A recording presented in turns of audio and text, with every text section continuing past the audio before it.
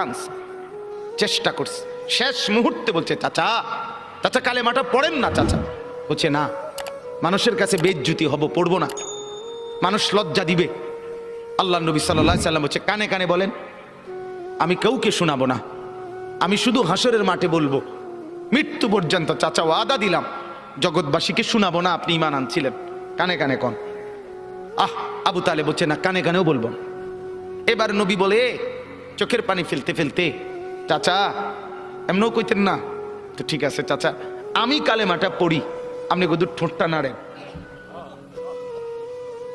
আপনি শুধু ঠোঁটটা নাড়বেন, আমি হাসরের দিন বলবো মাওলা আমার চাচা কালেমা পড়ছিল এজন্য ঠোঁট নাড়ছে, এর সুযোগ দেন। চাচা বলছে না না না, আমি ঠোঁটও নাড়বো না। আল্লাহ নবী তখন অঝরে কাঁদতেছিলেন আর চোখের পানি ফেলে বললেন, চাচা আপনি জাহান্নামের আগুনে জ্বলবেন, আমি সইব কেমন?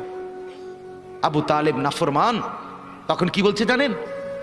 আন্নারু খায়রুম মিনাল আর, মুহাম্মদ মানুষের কাছে লজ্জা পাওয়ার চাইতে আগুনে জ্বলা অনেক ভালো।